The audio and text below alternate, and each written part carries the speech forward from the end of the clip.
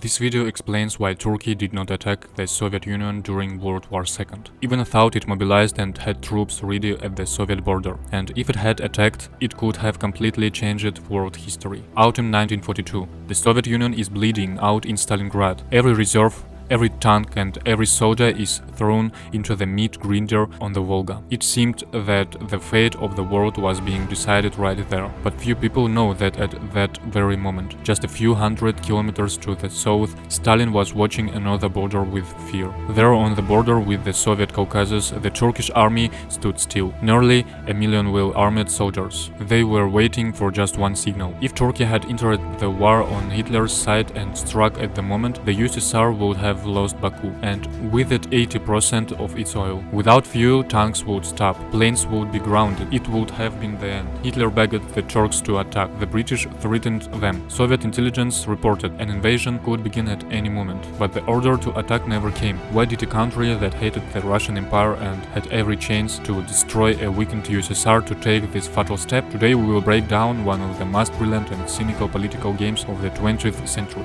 To understand Turkish logic in 1942, we need to rewind a bit. At the start of World War II, Turkey was no longer a powerful Ottoman Empire. It was a country with deep trauma. In World War II, the Turks backed the wrong side. They supported Germany. The result? The empire collapsed. The country lost vast territories and nearly disappeared from the map. It was saved by Mustafa Kemal Atatürk. Before his death in 1938, he left his successor one key rule: never, do you hear me? Never get involved in the wars of European powers. That successor was İsmet İnönü, the president of Turkey. In the West, he was nicknamed the Deaf One. First, he actually had hearing problems due to a wartime injury. Second, he was a brilliant diplomat. He had an incredible ability to not hear what he didn't want to hear. When war broke out again in 1939, İnönü found himself between three fires. In one side, Hitler, whose tanks were already in the Balkans, and another, the Soviet Union, which historically wanted control over the Bosporus and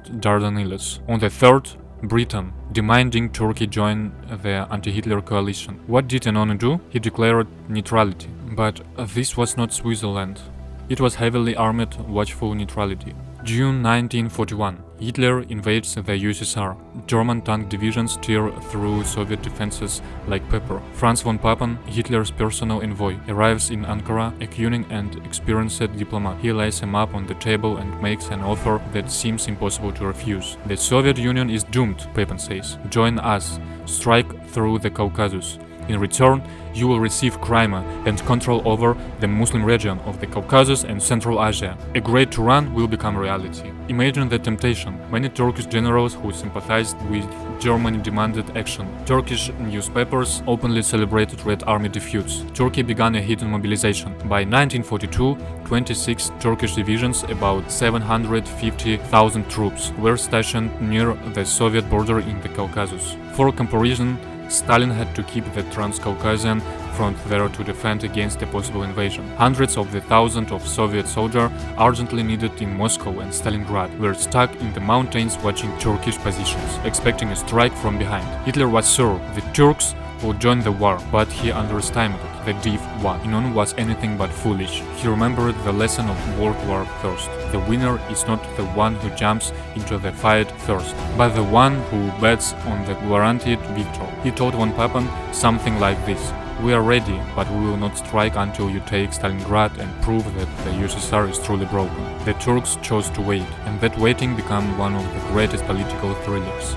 In autumn 1942, German troops reached the Volga. Turkish newspapers were already predicting Russia's fall. Generals were celebrating in anticipation of marching into Baku. Border incidents between Turkey and the USSR happened daily. Sniper fire, sabotage crossing. The air was full of tension. Then winter came. Operation Uranus. Soviet forces encircled Paulus Sixth Army. The invincible Wehrmacht froze in the Stalingrad steppe. In Ankara, this caused shock. Turkish intelligence reported the Russians were not broken, they were just beginning to fight seriously. And then İnönü used his greatest skill again. He went deaf. When von Papen came with new demands, İnönü shrugged. What war? We are a neutral country. We stand for peace. Turkey quickly began pulling troops away from the Soviet border. Stalin could finally breathe. The threat of the south disappeared. But Turkey's strategic brilliance didn't end there. In 1944, when it became clear Germany would lose, Turkey began aligning with the Allies. It stopped supplying Germany with chromium or vital for tank armor.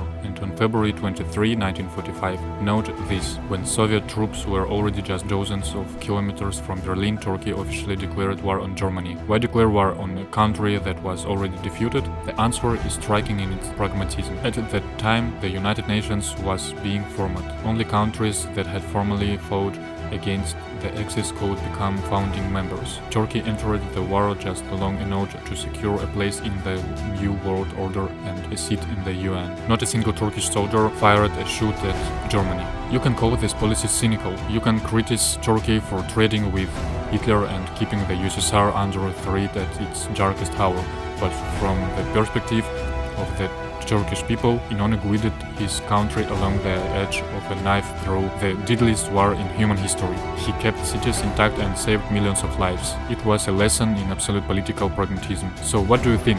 Should politics be moral, or does the survival of a state justify any level of hypocrisy? So what do you think? Should politics be moral, or does the survival of a state justify any level of hypocrisy? Write your opinion in the comments.